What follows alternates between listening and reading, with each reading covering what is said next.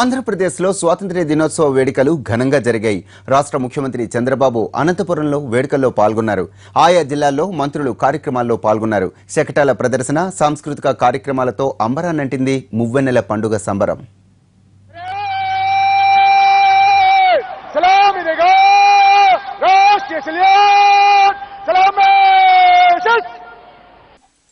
ఎన్టీఆర్ ఆశయం పేరుతో అనంతపురం జిల్లాకు ప్రత్యేక నిధులు కేటాయించారు ఏపీ సీఎం చంద్రబాబు నాయుడు. నగరంలోని పీటీసీ గ్రౌండ్ లో జరిగిన స్వాతంత్ర్య దినోత్సవ వేడుకల్లో పాల్గొన్న చంద్రబాబు అనంతను రత్నాల సీమగా మారుస్తానన్నారు. చప్పట్లతో అభినందించాలి. విద్యార్థి బృందాలు గత 10 రోజులుగా శ్రమ కోర్చి ఈ శిక్షణలో పాల్గొని కవాతు దృశ్యాన్ని మన ముందు ఆవిష్కరిస్తూ ఉన్నారు.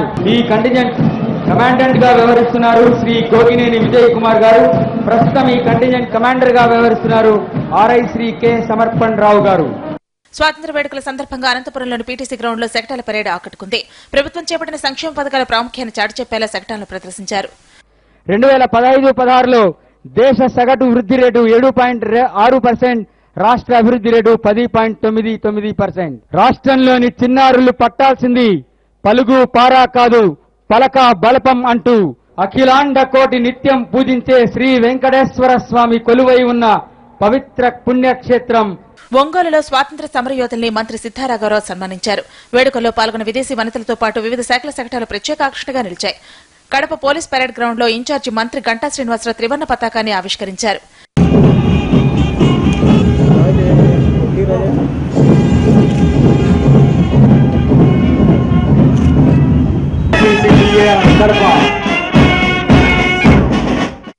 కాకినాడలో రాష్ట్ర హోంమంత్రి చినరాజప్ప జాతీయ జెండాను ఆవిష్కరించారు. హోప్ ఐలాండ్ తో కోనసీమను కలుపుతూ కోస్టల్ ఎకో టూరిజం సర్క్యూట్ ని అభివృద్ది చేస్తున్నామన్నారు మంత్రి చినరాజప్ప. శ్రీకాకుళం కోడి రామూర్తి స్టేడియంలో నిర్వహించిన వేడుకల్లో మంత్రి కింజారపు అచ్చెన్నాయుడు జాతీయ పతాకాన్ని ఆవిష్కరించారు.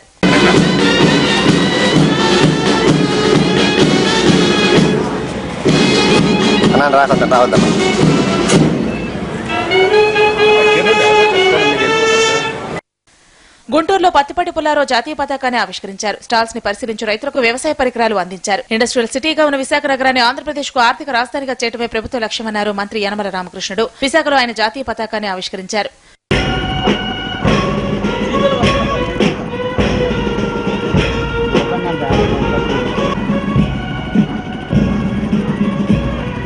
పుణ్యక్షేత్రం తిరుమలలోని స్వాతంత్ర్య దిన వేడుకలు ఘనంగా జరిగాయి. క్యాంప్ కార్యాలయం దగ్గర తిరుమల జేఈఓ శ్రీనివాసరాజు త్రివర్ణ పతాకాన్ని ఎగురవేశారు.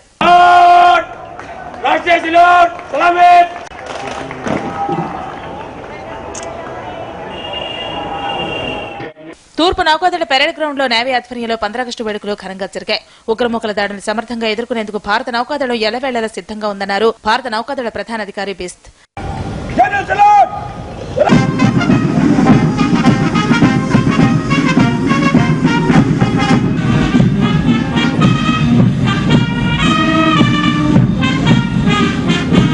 రాజమండ్రిలో సన్ రైజర్స్ రైడింగ్ టీం ఆధ్వర్యంలో వినూత్నంగా బుల్లెట్ల ర్యాలీ నిర్వహించారు. జాతీయ సమైక్యతకు చిహ్నంగా ఒకే రంగు దుస్తులతో నిర్వహించిన ర్యాలీ అందరినీ ఆకట్టుకుంది. శ్రీకాకుళం జిల్లా టెక్కల్లో అమ్మఒడి స్కూల్ విద్యార్థులు 350 అడుగుల భారీ జాతీయ పతాకాన్ని ప్రదర్శించారు.